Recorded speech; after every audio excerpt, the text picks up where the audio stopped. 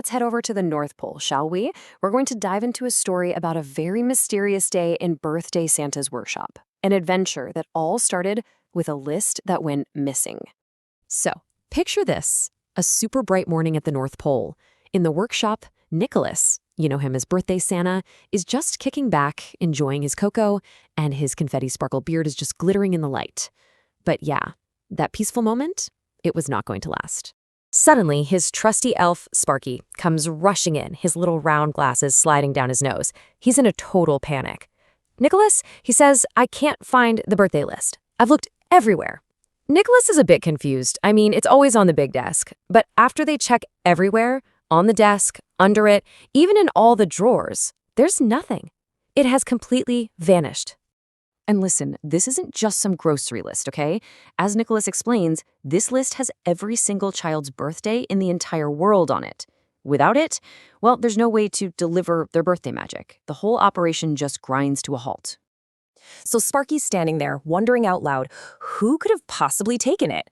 And right then, crash, clatter, a huge noise just erupts from the storage room nearby. It makes both of them jump out of their skin.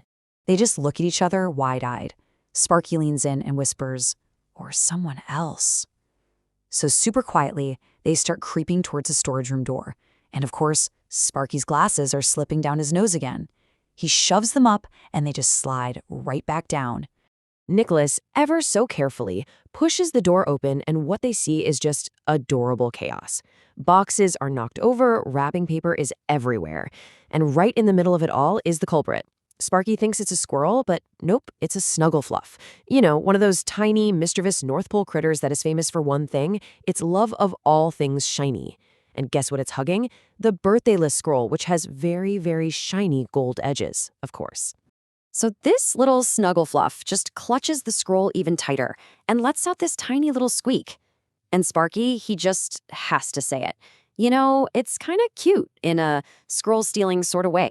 So Nicholas, he tries the logical approach, right? He starts explaining in plain English how important that scroll is. The SnuggleFluff just tilts its head. No clue. But then Sparky gets this brilliant idea. He's like, maybe it speaks SnuggleFluff. And he just lets out a little questioning squeak. And you won't believe it. The SnuggleFluff squeaks right back. And just like that, this hilarious, high-pitched conversation kicks off. Nicholas is just staring, completely baffled.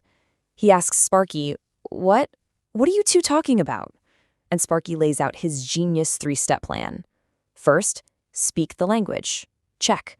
Second, offer something even shinier. And with that, he pulls out this big, bright, shiny candy cane from his pocket. Step 3, get that list back. And it works, like a charm. The creature's big eyes go huge. That shiny gold-edged scroll, totally forgotten. It drops the list and just snatches the candy cane. A total success. So Nicholas scoops up the scroll, unrolls it real quick just to make sure all those glowing birthday names are safe and sound. And they are. Phew. He turns to Sparky with this huge, grateful smile and tells him he saved the day. And Sparky, he gives all the credit to his ultimate secret weapon, the candy cane. And this is where we learn a valuable lesson about being prepared. The SnuggleFluff absolutely demolishes that candy cane in like 5 seconds, and then looks up at Sparky with these big, hopeful eyes. Sparky lets out this dramatic sigh, but then he grins and pulls a second candy cane out of his other pocket. He always carries a backup. The little guy is thrilled. Okay, so fast forward a little bit. Things have finally calmed down. Nicholas is back at his desk, getting the list all sorted out. And their new little furry buddy? It's having the time of its life playing with a crumpled up ball of wrapping paper nearby.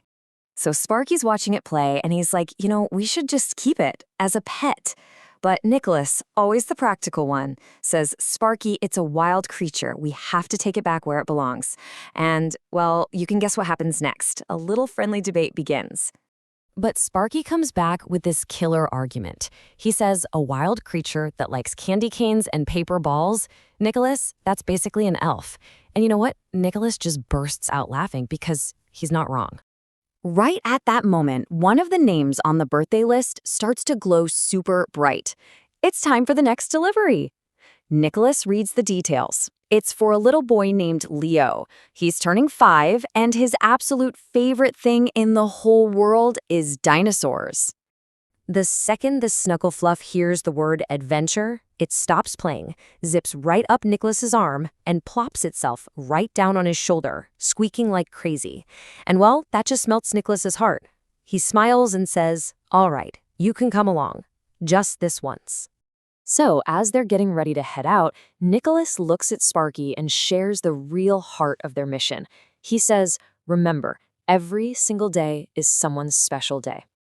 And Sparky, of course, has to add his own little piece of wisdom. He chimes in with, "And always carry a backup snack. You just never know, right?" And that's how a huge crisis at the North Pole was solved. Not with some grand, complicated plan, but with some quick thinking, a bit of squeaking, and a perfectly timed candy cane. It really shows you, doesn't it? Sometimes the biggest problems can have the smallest and fluffiest solutions. So, with the list safe and a brand new, fluffy member on the team, you just have to wonder, what kind of adventures are these 3 going to get into next? Until then, never stop believing in birthday magic.